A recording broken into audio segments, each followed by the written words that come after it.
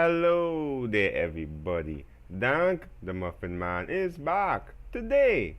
Yes, to watch some Goblin Slayer Part 4. Alright? First of all, thank you to all the regular viewers slash subscribers, and welcome to all you new viewers here today. I hope you enjoy your stay here with me, Dank the Muffin Man. Yes. Alright, last week we had quite the nice build up episode. Um, we learned a little bit more about the world again and about the new party that got introduced last week, the lizard man, the half the not half of the high elf, and the dwarf, right, the dwarf. And they are going to this goblin stronghold. I don't know what awaits them inside, but yeah, it doesn't seem like this party is going to die. I'll be actually surprised if this party dies this season. But yeah, let's see what happens. All right. Hopefully nobody dies. Well, I don't expect them to, but yeah, let's see what happens, guys. Again, thank you for watching. All right, the anime reaction begins now. Hope you like the light of Jesus behind me. All right, let's go. Okay, we're getting another more dices.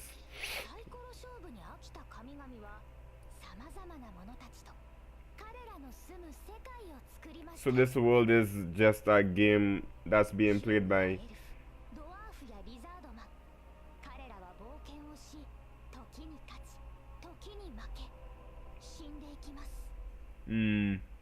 okay.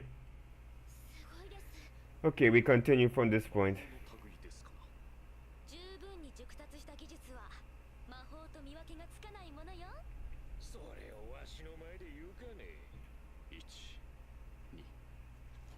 He's already counting.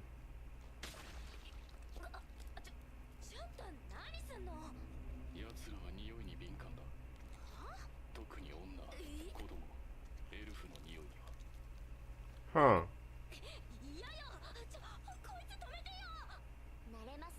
You get used to it.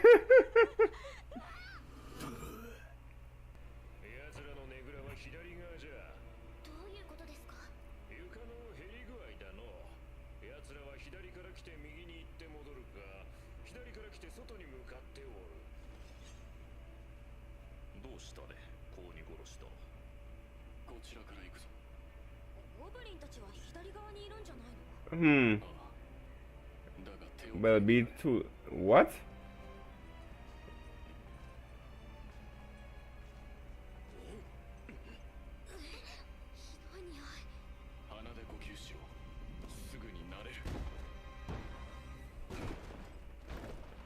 What the hell is that? Is that human? What the hell are they eating? Goblin waste?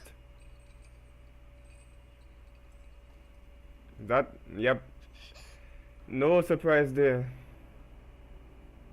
Is she alive? Okay, no, she's not.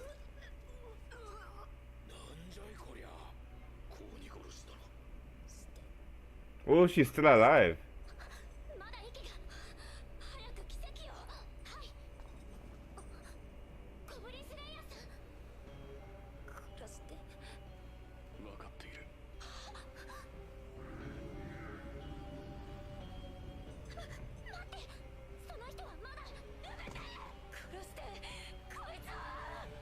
Wait, what?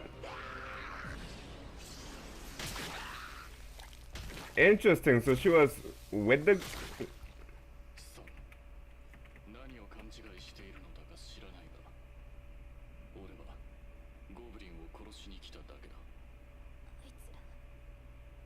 I was right there. Hmm.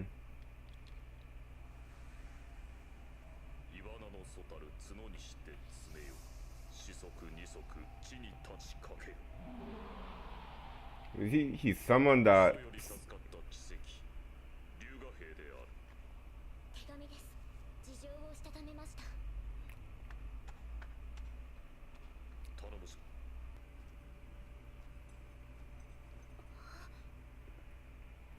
Whoa, that's kind of nice.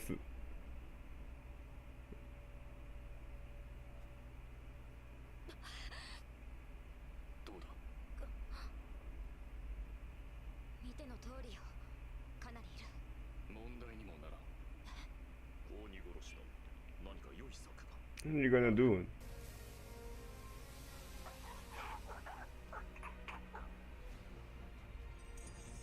Nani?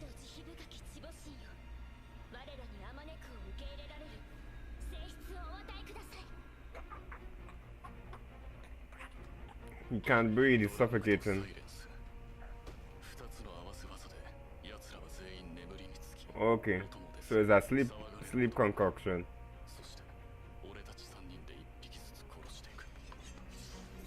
Oh my goodness. That's kind yes, I think that's quite efficient, yes. And the high elf is quite pissed off. Understandably so.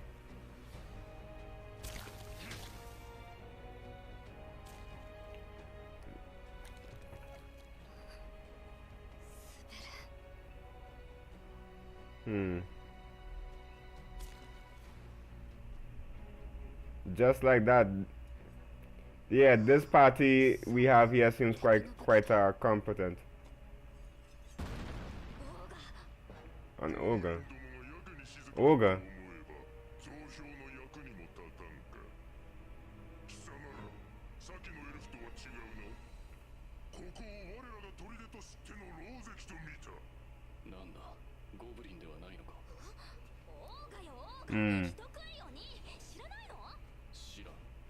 What the hell?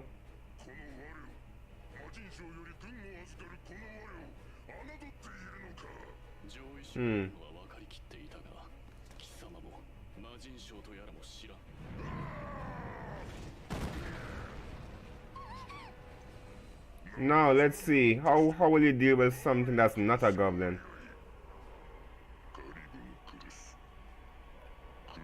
Wait.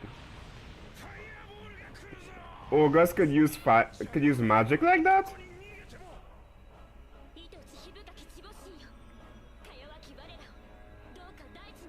I wouldn't think that ogres could use magic on a scale like this.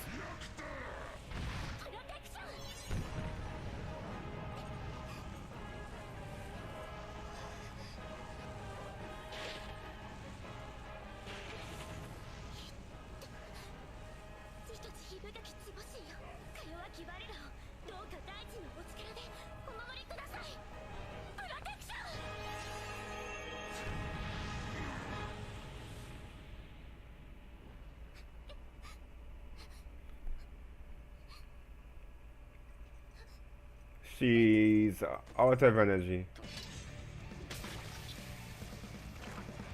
Oh, regeneration. Oh, got him.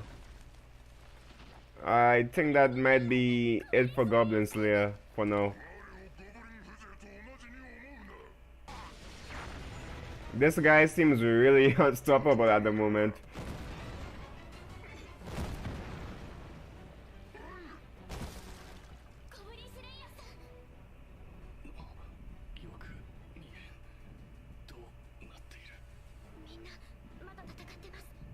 Is he gonna use that scroll?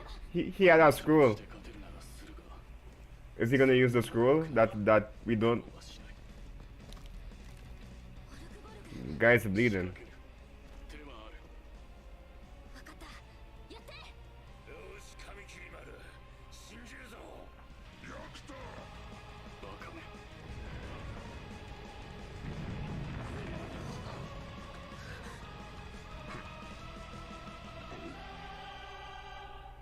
What?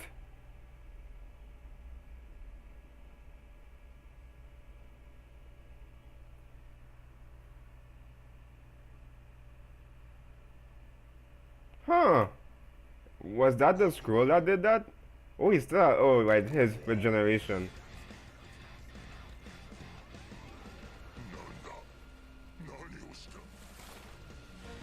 The scroll.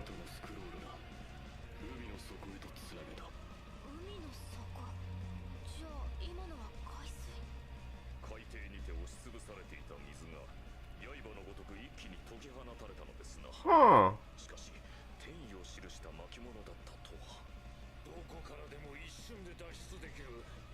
But he uses it as a weapon.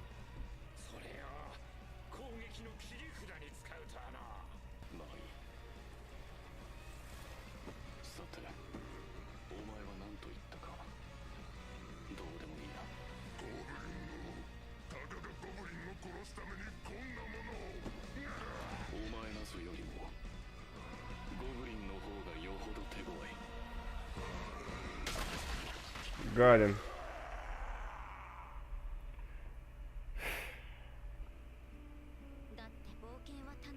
Hmm. 未知を体験したり、新たなものを発見したりする喜び、高揚感や達成感、それが私の冒険。こんなのは冒険じゃない。いつか必ず冒険させてやるわ。I see.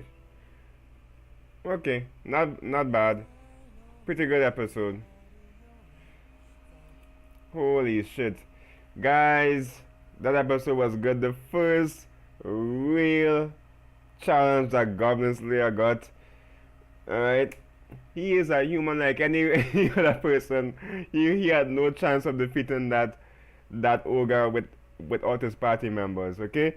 But first of all, um thank you all for watching. I'm gonna talk about what I thought about the episode. If you want to stick around, feel free to do so. If not, I will see you next week for episode 5 of Goblin Slayer. Okay? Again, thank you for watching, guys. The discussion begins now. Let me go. Before I start my discussion, there's more. Let me go. Farm girl. He's back. Okay, not that much. Okay, just a second.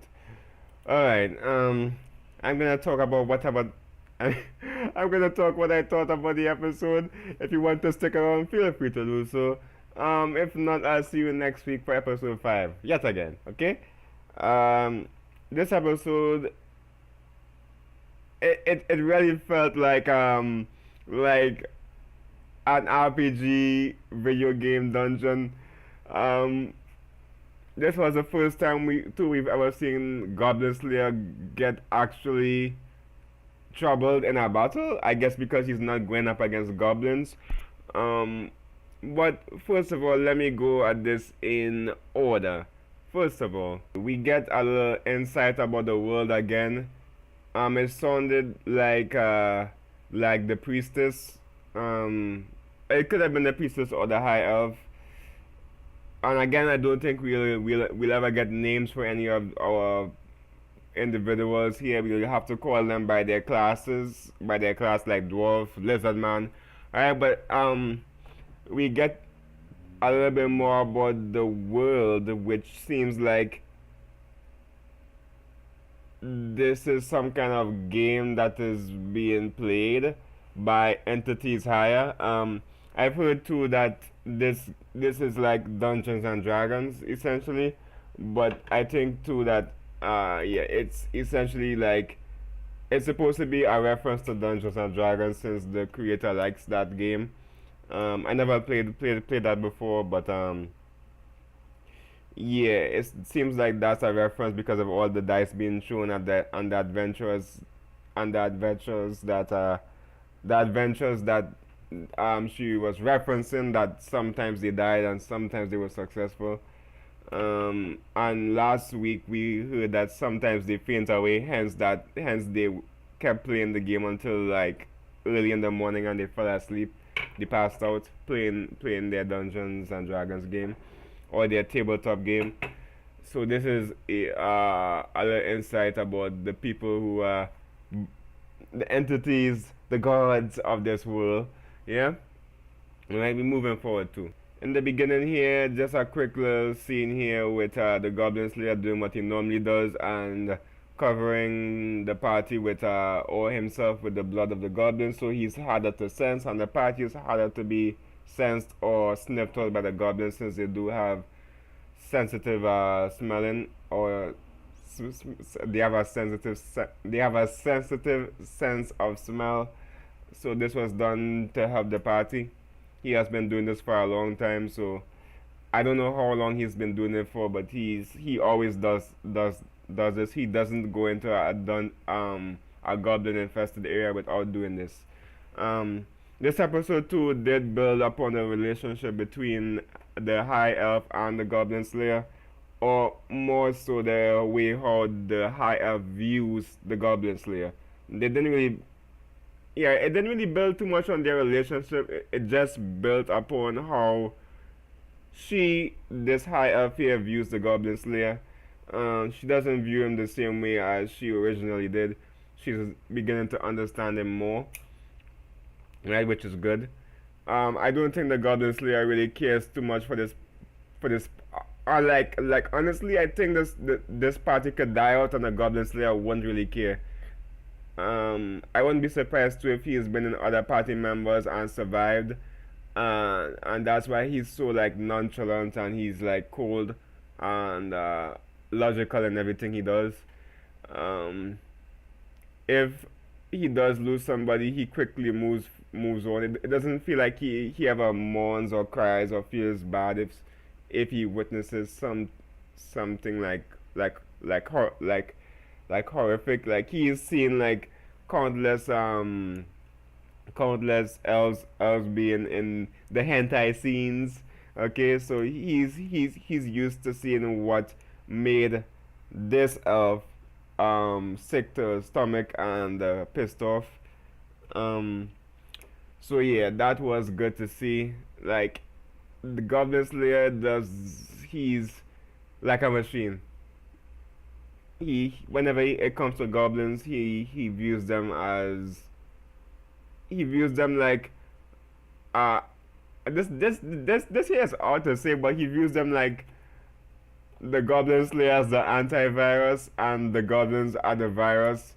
Alright, he only goes for a particular type of virus and he goes at them without like hesitation. He goes after all, he takes them out. Alright? He moving forward. I know that's a weird way to say it, but yeah, he's like an antivirus. Okay, moving forward. The Goblin Slayer again showing experience with being able to properly like navigate the area with before finding the map or viewing the map that they got. Right. At this point too, the elf our high elf here saw her race her own race being chained up and tortured and used as a plaything by the goblins. Um, but luckily, the lizard man apparently could bring out these dragon skeleton bones, the skeletal dragon skeleton things. Nice way to describe it, right? To carry the elf back home. That seems like a good way to do it, but it could have turned out bad for the elf if there were more goblins on their way from the outside, maybe. But that wasn't the case. This was like a wake up call for the high elf about how bad the goblins actually how the bad the goblins actually could be. I definitely think that's the first time she's ever seen an elf like in that kind of state. Um, but I thought the elf like wanted the Goblin Slayer to kill her, but the elf was warning the Goblin Slayer to kill the goblin that's right there. So the elves, that elf in particular, kept her sanity. She she is definitely, I don't know if it's a case where the elves are mentally stronger than humans, because the humans that we did see in episode one who were the goblins plating, they they were broken very easily, but this elf was able to warn the goblin slayer about the goblin that's right there, who was waiting to attack when they got too close to the elf that was chained up. So yeah, it definitely seems like either that elf in particular that was chained up is strong, is mentally strong, or maybe the elves take a little bit more to be broken than human beings. Um, all right, we're moving forward a little bit here. Right here we see this the first time we've ever seen another like enemy beside goblins, which is this ogre. Apparently this ogre is an underling of the underlings of the demon lord. So basically he says that he got this army of goblins, this area and the army of goblins from he was bestowed it by the demon lord's generals, one of them. So he's actually not. He's already strong. He seems like he's a strong one. So I wonder how strong the demon lord's generals are if that's the case. That is, I assume that we'll see one of them within the 12 episodes most likely. Right. What surprised me about this though is that I have played a couple of RPGs in my days, and normally ogres and spellcasters, so it kind of caught me off guard a little bit to see an ogre use any kind of spell. I don't know if he made maybe a deal with the Demon Lord generals, and they gave him the ability to cast this one fireball spell. Um, because fireball or fire type spells are like basic, so maybe he was able to use it because it's a basic spell. Um, and that's the only spell that he could use. So maybe it's not that complex as it seems. All right. So this is. Oh, before that, it was good to see to how well this team works together. They took out that group of sleeping goblins that was there before, and yeah. Also, this is where the high elf in our party starts to understand or starts to realize what the goblin has been going through throughout the years of killing goblins only over and over again. It's to the point too where he doesn't even know what an ogre is. He thought that the ogre was a type of goblin when it wasn't. Okay, so that's how obsessed he has not seen an ogre in his entire life because he's only gone for goblins. All right. Um. So yeah, this was good to see. It definitely seems like either this ogre is special, or maybe he was bestowed the power to use fireball by the demon lord or the demon lord generals. Because I know that's not always the case for ogres to be spellcasters, right? So we also see here that this really again felt like a big boss fight because none of them could fight this ogre by themselves. They had to work as a team to come together to take out this ogre with the Goblin Slayer who came through with the final decisive blow. But I'll come to that soon. With the party members basically assisting along the way to wear down the ogre. Even though it didn't seem to do that much because he has this amazing ability to regenerate. So yeah, so it was more like distractions to hold them off until the right moment. Right. Also, the priestess shows her power. She has really improved. If it wasn't for the priestess, they would have been severely injured or killed by the fireball spell. This spell is. It might. I say that fire is basic, but this could have done some serious damage to them. If the priestess didn't use her protection spell twice in a row. Alright? So yeah, I think she used up all her miracles there. She could only use 3. And I assume that protection is classed as a miracle. Also, heal is classed as a miracle. So she could only she could only cast spells like, so it says she does like maybe a buff defense spell. That is classed as a miracle. She uses healing, miracle, protection, miracle. She can't do anything else.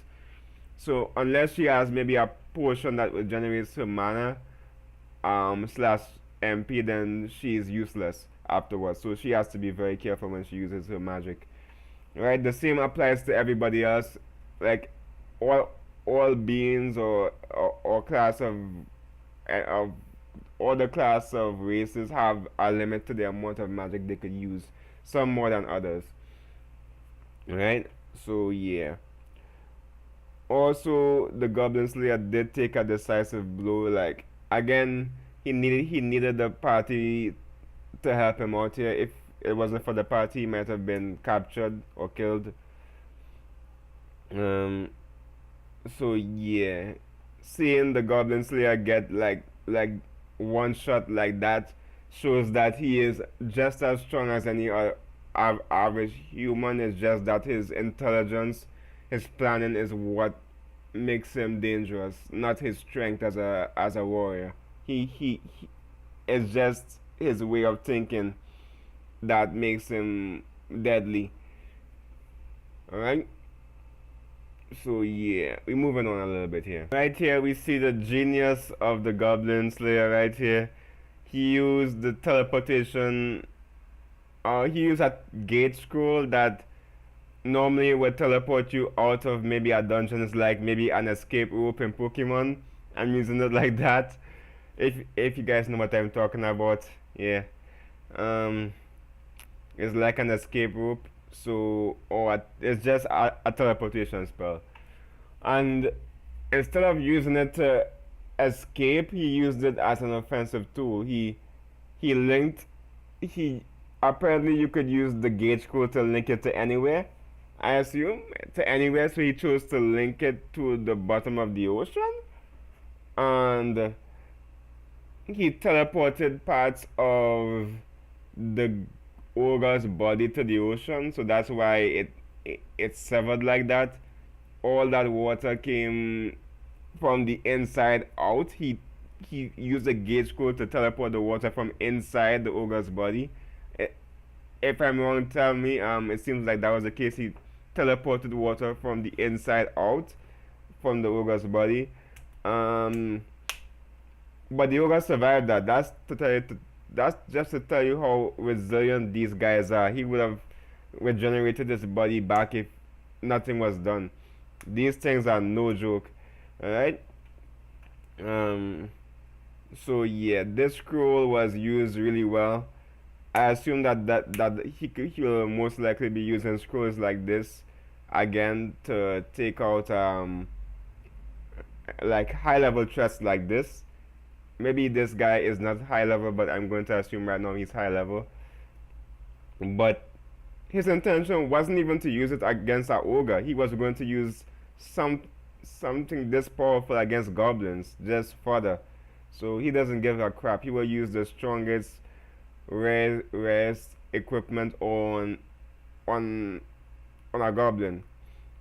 Right? It's like you have a rare consumable in an RPG and you just use it against like a boar or like a slime. You you use your best everything against a slime because you just don't like slimes.